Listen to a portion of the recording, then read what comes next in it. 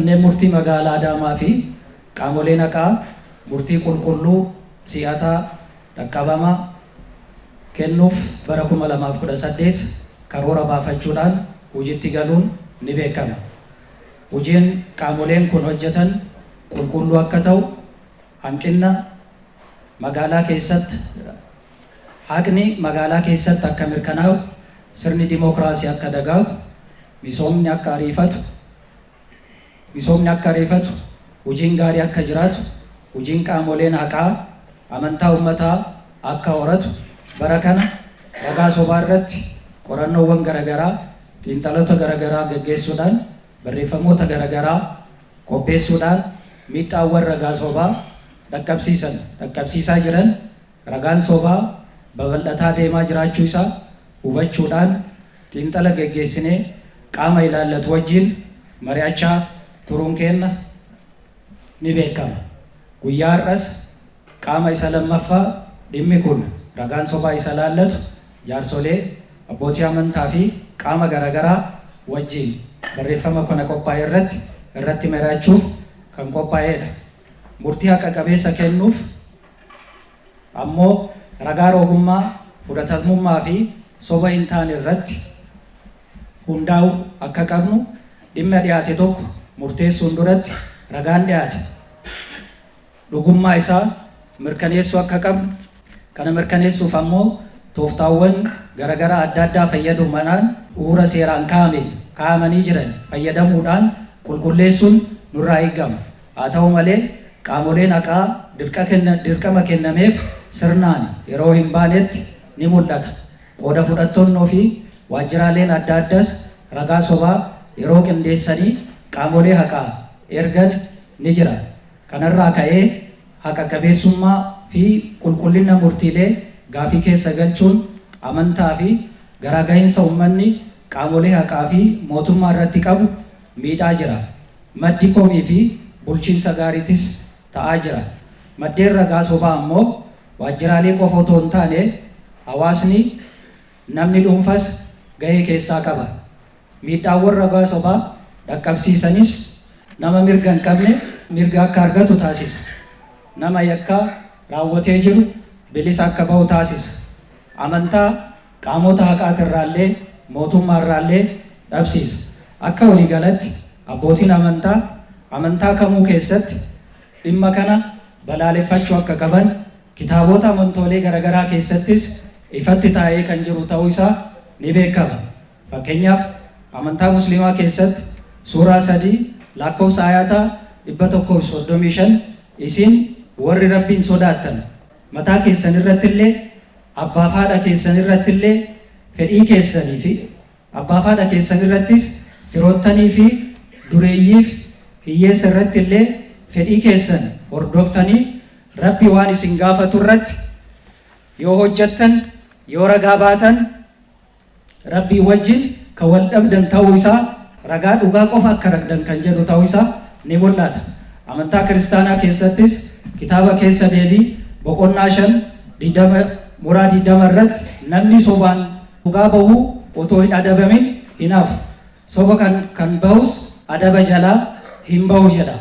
Kanaaf amantaalee garaagaraa keessattis dhimmi ragaa sobaa balaaleffannaa addaatiin kan jiru ta'uu isaa ni beekama. Isa kana hubachuudhaan guyyaa har'aa abbootiin amantaa garaagaraa dhimma ragaa sobaa irratti xiyyeeffatanii akka qaama mootummaa wajjin hojjetan dhaamuun barbaada. Inni biroo barreeffamni marii guyyaa har'aatiif dhiyaate akka magaalaa keenyatti, akka naannoo keenyattis miidhaawwan yakkoota dubartootaaf daa'imman irratti raawwatamaa jiruun wal qabatee yeroodhaa yerootti dabalaa jiraachuu isaa kallattiiwwan garaagaraa qajeelcha poolisii qorannaa magaalaa keenyaatii fi mana hojii abbaa alangaatiin ragaawwan dhiyaatan akkasumas manneen murtii biratti dhimmoonni kunniin dhiyaatan dabalaa jiraachuuwwan agarsiisuuf qaamoleen haqaa murtiiwwan fakkeenyummaa qaban barsiisaa ta'een kennanis xiinxalli ammatti agarsiisu dhimmoonni kunniin dabalaa jiraachuu agarsiisa.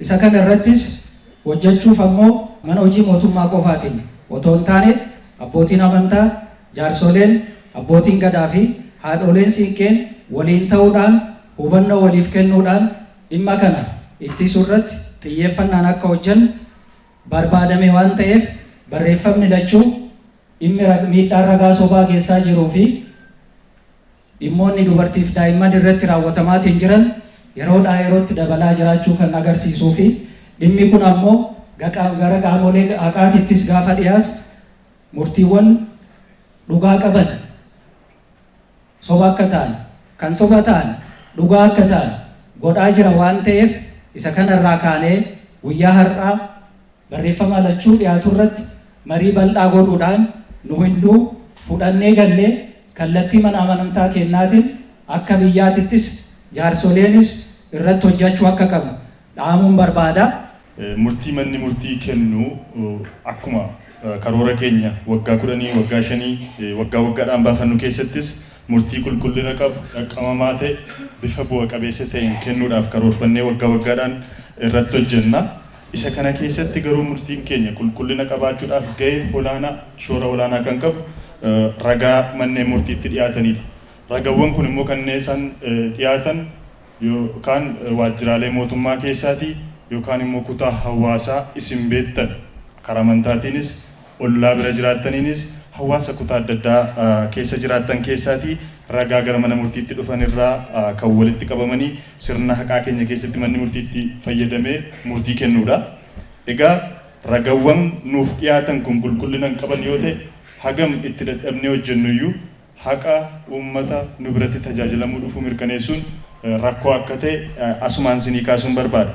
Egaa manneen murtii keenya haqa mirkaneessinaa haqa uummata kanaa dhugaa uummata kanaa eegnaa jennee dadhabnee yoo hojjenneyyuu ragaawwan oomishamanii nuuf dhiyaatan manneen murtiitti dhiyaatan kan barreeffamaas kan namaas kan kallattii garaagaraatiin dhiyaatan hundumtuu dhugaa of keessaa qaban yoo ta'e soba yoo ta'an hagam dhamaanuyyuu haqa uummata kanaa mirkaneessuu waan hin dandeenyeef sagantaan akka kanaa qophaa'e keessuma qaamolee murteessoo ta'an kutaa hawaasaa garaagaraa keessatti gahee garaagaraa qaban abbootii amantaa haadholii siiqqee abbootii gadaa isaan kun hawaasa keessatti kabajaa guddaa dhageettii guddaa warra qaban warra dhaloota bocuu danda'anidha jedhameetti karoorfame marii kana irratti argamtanii rakkoo ragaan sobaa kun sirna haqaa biyya keenyaa naannoo keenyaa keessatti fidaa jiru keessuma kallattii haqa dhabsiisuu haga lubbuu namaa dhabsiisuu haga qabeenya dhabsiisuu haga biyya nagaa dhabsiisuutti kan deemu kana akka waliin qabsoofnee hambisnu yookaan dhaabuu dandeenyuuf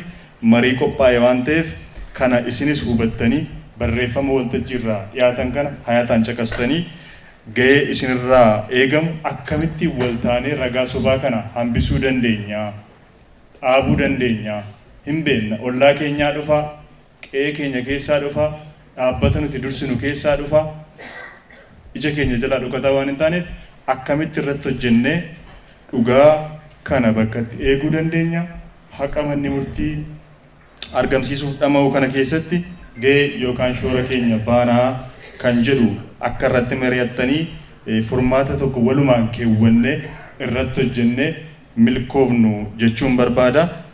Gabaabaadhumatti waltajjiin kun waltajjii milkii waltajjiitti mari'attanii bu'aa buufattan isin haa ta'u galatooma.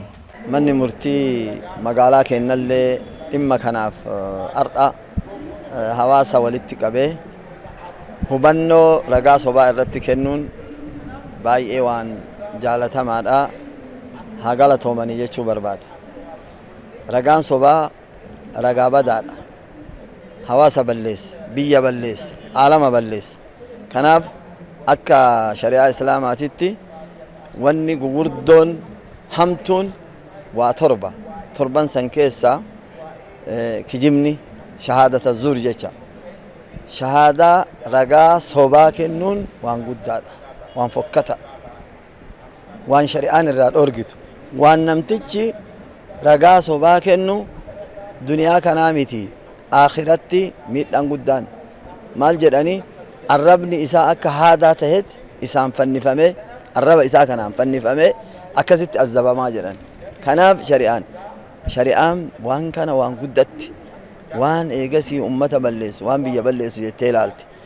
Akkasuma immoo ragaan sobaa namni muslimaa tokko wanta guddaan rabbitti sharraysiisu rabbitti yagutoo godhu jecha rabbiin biraa waa gammadu isatti aansee haadhaaf abbatti jallachuu jedha. Haadhaaf abbatti jallachuu. Isatti aansee ragaa sobaa kana.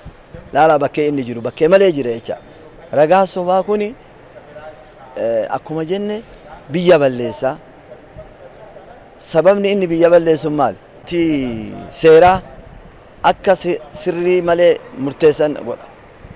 Ragaan murteessarree isaan maal jedha shari'aan qaadiin beekumsa isaatiin murteessu jedha. Maalin murteessa? Ragaan murteessaa jedha. Beekumsa isaatiin wanni shari'aan dhorgituuf qaadiin kun nama.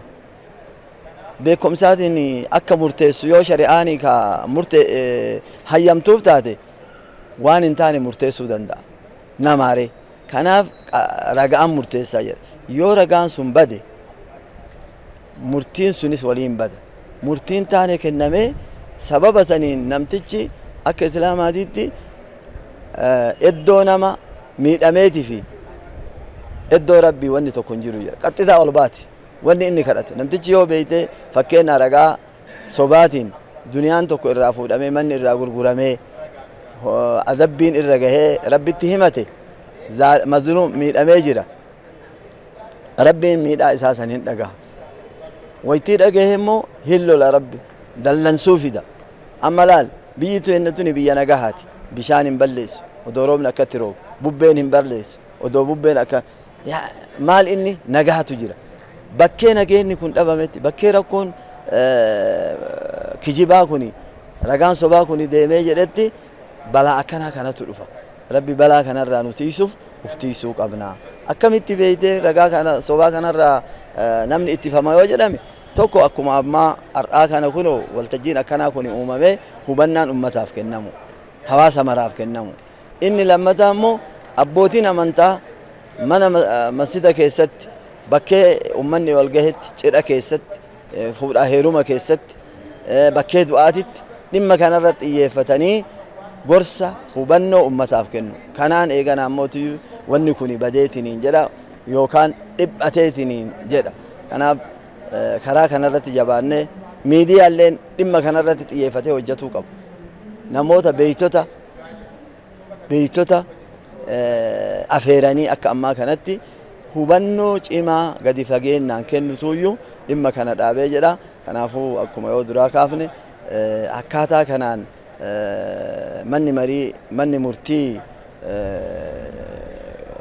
manni murtii magaalaa Adaamaa sagantaa kana bulchiisaaf nagaa wal qabatee qopheessuun baay'ee barbaachisaadha. Dagachuumi garuu itti deddeebi'anii haga ummanni hubatu tokko ummanni guyyaa tokkoon hin hubatu itti deddeebi'anii jechuudha. Nutis akka mana marii dhimma islaamaatitti akka masjida irratti guyyaa Jum'aa gorsi kun gadi fageennaan kennamu waan duraan kennamu olitti itti deddeebi'amee akka kennamu hin goona kanuma jedha.